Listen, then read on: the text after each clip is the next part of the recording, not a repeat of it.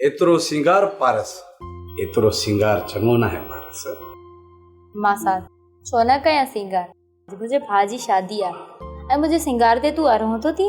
पारस मुझी केड़ी मजाल जो मां पंहिंजी खूबसूरतीअ ते अरहो थियां, पर छा इमरान? बेदाग चेहरे के सिंगारण जी केड़ी जरूरत है पारस? एतरी तारीफ़ तो करी मां साथ, एतरी तो मां खूबसूरत ना आहियां। पारस मुझी दिल खां पुछी ॾिस तो तू केतरी खूबसूरत आहे। मुझी सूह तो तूं आहीं मां साथ, ऐं तुंहिंजी मुर्क मुंहिंजी खूबसूरती आहे। तूं मुर्की मुरे ॾिसंदो आहीं तो मुंहिंजे मन में ख़ुशियुनि जा गुलाब महकी पवंदा आहिनि। मुझी भी दिल जी धरतीअ ते जेकी कुमायल गुल हुआ न, से तुंहिंजे प्यार जे पाणीअ सां सावा थी पिया आहिनि। ऐं हा पारस, जेके तोसां कुर्ब में कंजूस पायूं कयूं अथमि, उन जो ॾुख मूंखे हमेशह रहंदो पारस। चवंदा आहिनि त देर सां ई सही, पर तोखे मुंहिंजी मोहबत जो अंदाज़ो तो थियो। पारस तुंहिंजी मोहबत मूंखे पंहिंजे साह खां बि वधीक आहे, ऐं तुंहिंजी मुर्क मूंखे पंहिंजी हयातीअ खां 1000 भेरा प्यारी आहे।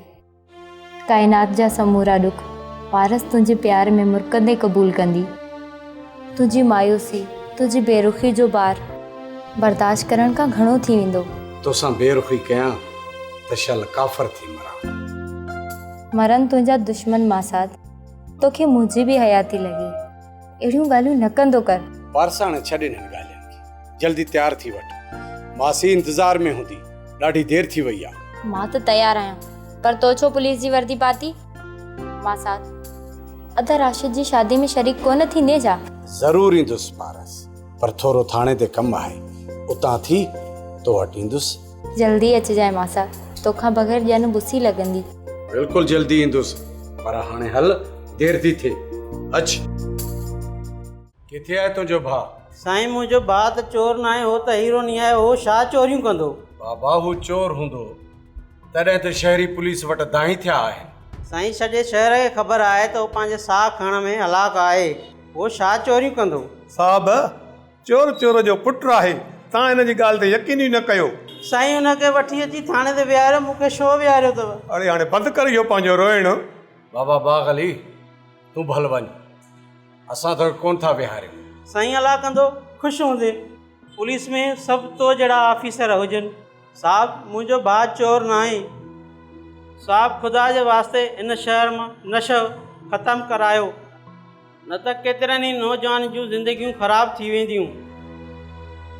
हिन जो भाउ पहिरें नंबर जो नशई आहे।